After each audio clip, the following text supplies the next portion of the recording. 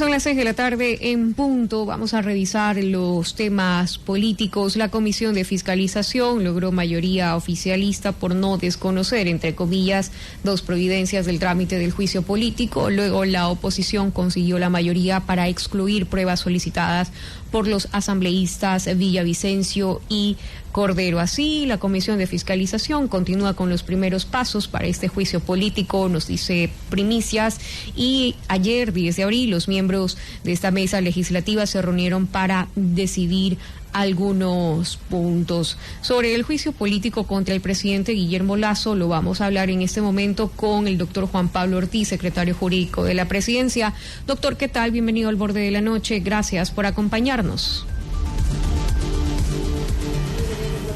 Gabriela, a todos los oyentes, buenas tardes, un gusto estar con ustedes. Muchísimas gracias, doctor. Bien, ¿cuál sería esa principal prueba que debe rebatir el presidente ante esta comisión? Porque lo que insiste, por ejemplo, una de sus interpelantes, Viviana Veloz, es que a pesar de las alertas de la Contraloría, él no hizo nada, a palabras de la legisladora. ¿Cuál sería esa principal prueba que debe desvanecer el presidente?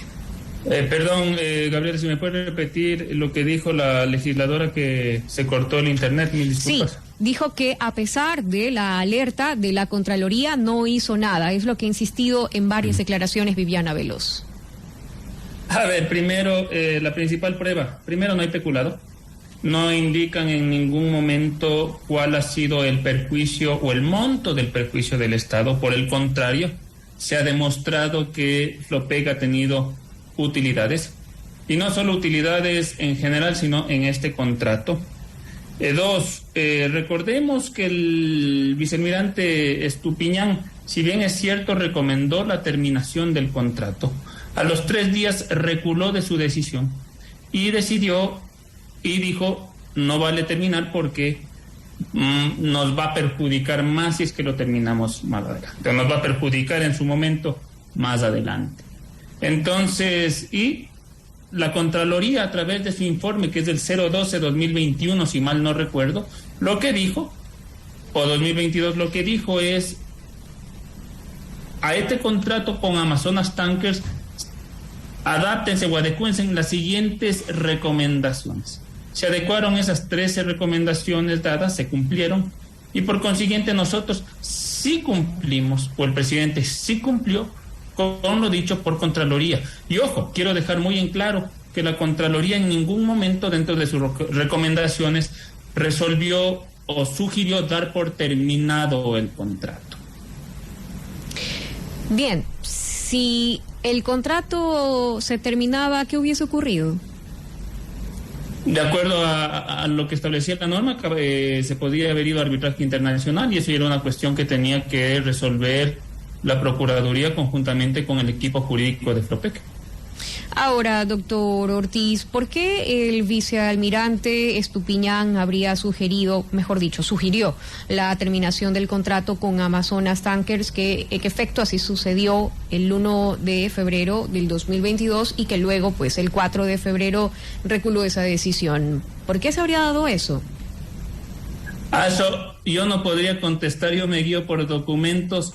Los motivos por los cuales llevó a decidir o a informarle algo de manera errónea al presidente quedará en el vicealmirante Estupiñán, y por eso es que luego recula. Ya eso internamente habría que preguntarle al vicealmirante.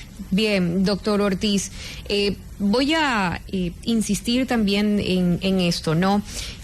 En teoría, se debería comprobar cuál fue el beneficio que se obtuvo en el peculado. Partamos por esa... El perjuicio. Bien, pero ¿qué es lo que insisten los asambleístas interpelantes en este juicio político? Es en la responsabilidad política del presidente sobre esto, de que el presidente tenía conocimiento de todo lo que pasaba en Flopec, que no se hizo nada al respecto, y es lo que insisten quienes llevan a juicio político. ¿Cómo se define la responsabilidad política de un presidente? A ver, aquí lo que tenemos que hacer, yo no puedo contestar sobre lo que es responsabilidad política. Eso que se encarguen los políticos. Aquí sí es un tema de un juicio político por un supuesto peculado, me tienen que demostrar primero el peculado. ¿Qué es el peculado? Es la mala administración de los fondos públicos, en breve resumen. Dentro de esto, los únicos que son responsables personalmente de todo lo que son el manejo de cada cartera del Estado, de cada institución, son las cabezas. Y así lo establece la misma Constitución. Entonces, pretender decir que el presidente estuvo con conocimiento de un supuesto perjuicio inexistente y luego no le otorga ningún tipo de responsabilidad. Aquí no hay la comisión por omisión, que de esto es por no hacer. En este tipo de delitos contra la administración pública no existe ese tipo de responsabilidad. Los únicos que son responsables son los administradores, o mejor dicho, las cabezas de cada una de las instituciones. Y a manera de ejemplo, es como que si se pretendiera responsabilizar a un rector de una universidad por el abuso sexual, pongamos así, de uno de los profesores que él contrató. ¿Es así? O sea, sería lógico pretender que se responsabilice en este caso al rector de una universidad por la conducta de uno de sus profesores. Lo mismo se aplica para el caso para el caso del presidente. Sí, ¿por qué le preguntaba esto, doctor Ortiz? Porque muchas veces en la Asamblea no cuentan los argumentos, sino los votos, y lo que insisten es que tienen todos los votos, y a pesar de que puedan existir los documentos o los argumentos válidos, mejor dicho, es lo que le insisto, a veces cuentan los votos y no los argumentos. Hemos escuchado que igual van a tratar de incluir los audios, a pesar de que la Corte Constitucional fue muy clara en que eso no se puede incluir, que eso ya estaba fuera. Primero, lo que están haciendo los asambleístas, no, mejor dicho, no los asambleístas, sino ciertos asambleístas, un grupo pequeño, quizá todos los tenemos identificado, es generar inestabilidad al país. Están generándole un grave perjuicio ellos por lo que están causando.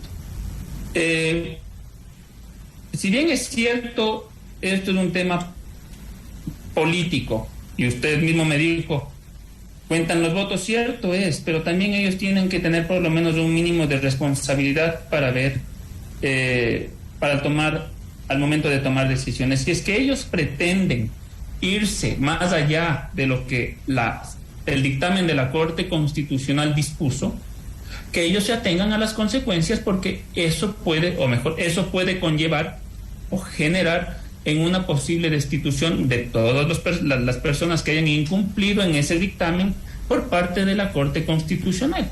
Y eso el asambleísta Villavicencio, según he podido ver de los documentos, ya solicitó a la Corte que hagan el seguimiento de su dictamen. Si es que no cumplen, se tendrán que atener a las consecuencias y la Corte tendrá que destituirlos, como ya lo hizo en su momento con el Consejo de Participación.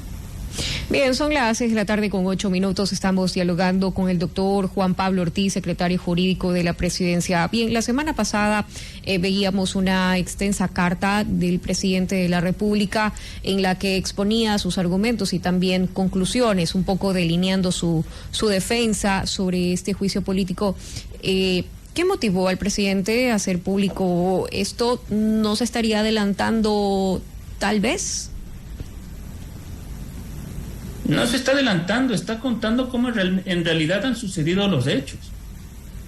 Porque además, si se le está acusando de algo injustamente y sin sustento, porque no tiene sustento ni de Contraloría, ni ningún tipo de sustento documental, él tiene y estaba en todo su derecho para efectivamente contar al público en general sobre cómo y qué es lo que ha sucedido durante el periodo que él ha estado administrando, y específicamente en el tema de Flopec. Ya nos compete a nosotros, conjuntamente con el equipo jurídico, presentar todo lo que son los documentos de descargo directamente a la Asamblea para defender la posición del presidente Lasso, que, como lo he dicho, nunca ha cometido no ha tenido en ningún momento una conducta ilícita. Bien, respecto a pruebas testimoniales, tal vez tienen pensado quiénes puedan ir a comparecer. Sí, hemos definido ya quiénes son las personas que pueden comparecer. Es un sinnúmero de personas y de funcionarios públicos, que no quisiera adelantar nombres por el momento, porque conozco que algunos de ellos ya están siendo amenazados directamente o por distintas personas que no les interesa que esto salga adelante. Entonces, por seguridad de ellos y tampoco por adelantar la estrategia, no quisiera tampoco definirlo o decirlo públicamente. Bien, entiendo perfectamente ese punto, doctor Ortiz. Acerca de los documentos de descargo que mencionó, ¿cuáles serían, por ejemplo, esos documentos? A breve rasgo, y es lo que se ha hecho público, que es, por ejemplo, primero, el informe de Contraloría. Segundo, la carta del vicealmirante Estupiñán, en la cual da por terminado y posteriormente da marcha atrás en su decisión. Hay también otros comunicados y unas comunicaciones del gerente subrogante, el ingeniero Panchi, que le dice al mismo vicealmirante Estupiñán que él le mintió al presidente Lasso al pretender dar por terminado el contrato con Amazonas Tankers. Eso entre los que le podría decir a breve rasgo, pero son los principales. Además, sí se verán el tema de utilidades y se verá y se demostrará que no ha habido perjuicio. A pesar de que son los interpelantes quienes deben demostrar la culpabilidad de uno, en este caso el presidente, nosotros vamos a demostrarlo también lo contrario. Ellos tienen que romper el principio de inocencia, pero como usted mismo lo dijo, Gabriela, es un tema político y aquí lastimosamente para esos minúsculos grupos de asambleístas todo vale. Bien, doctor Ortiz, ¿cuáles serían tal vez los tiempos que considera que va a tomar todo este proceso hasta llegar el día de la comparecencia? Sabemos que hay un plazo de 10 días para la actuación de pruebas que ya pues vence el 16 de abril, pero ¿tiempos estimados? Tiempos estimados, ahorita nosotros estamos enfocados en el tema de la prueba para el 16-17 de abril y posteriormente ya tendremos decidirá primero la comisión y luego veremos qué va pasando. Calculamos que esto podría estarse terminando alrededor del 10 de mayo aproximadamente, si no es un poco más. Bien, ¿cuáles fueron las recomendaciones del examen especial de la Contraloría respecto al contrato de Flopec y Amazonas Tanker que se acogieron? Adecuar ciertos tipos de fórmulas de cálculo, ciertos tipos de información que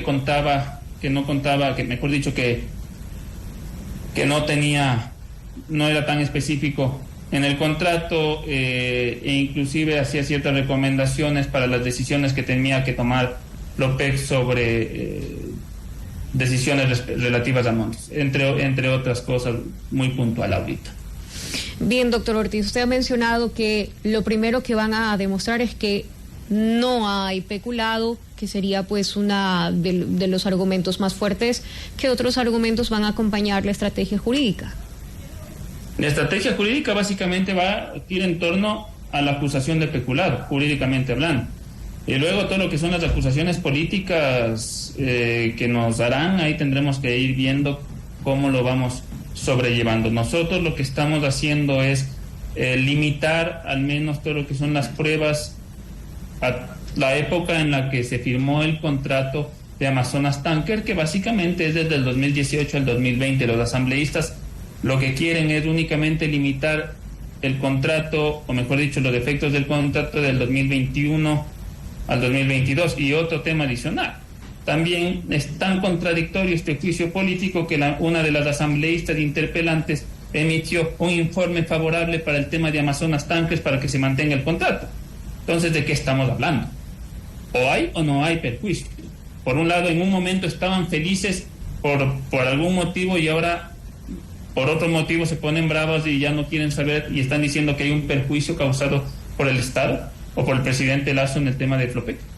Por este mismo contrato, llama la atención y creo que la ciudadanía, que no es ingenua, tiene que estar atenta al desenlace de todo este proceso. Bien, doctor, ¿qué pasa si en medio del camino se empiezan a incluir lo que ya la Corte había dicho que no se puede? Por ejemplo, los audios que circularon en redes sociales. Sabemos que está bien delimitado y marcado lo que ha dicho la Corte, pero ¿qué pasa si eso sale en el camino?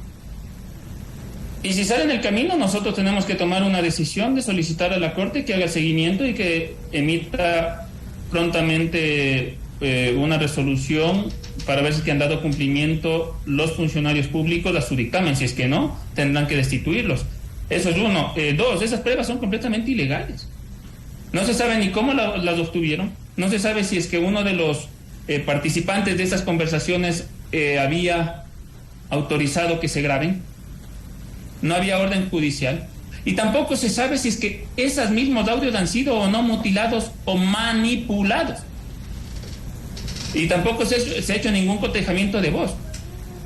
Entonces, ¿cómo pueden iniciar un proceso político con pruebas indebidas? Si es que salen esas, insisto, si es que pretenden meter o incorporar o incluir dentro del juicio político, que no me sorprendería, tenemos que nosotros tomar la decisión, y se tomará la decisión de pedir el seguimiento a la Corte para que conlleve y que también corte esto de raíz, porque no, así no se puede manejar. A nosotros nos limitaron, insisto, nos limitaron el margen de la acusación, y sobre ese margen de acusación, que es el peculado, Flopec, Amazonas Tankers, nos limitaremos nosotros a defendernos. Y sobre eso únicamente haremos que se respete o que gire este juicio político. Bien, son varios de los criterios del doctor Juan Pablo Ortiz, secretario jurídico de la Presidencia. Doctor, ha sido un gusto. Gracias por habernos acompañado aquí al borde de la noche. Gracias a usted, Gabriela. Estoy para servirle lo que necesite. Un gusto. Muy amable. Gracias. Son las 6 de la tarde con 17 minutos, amigos. Vamos nuevamente a una pausa. Regresamos con más.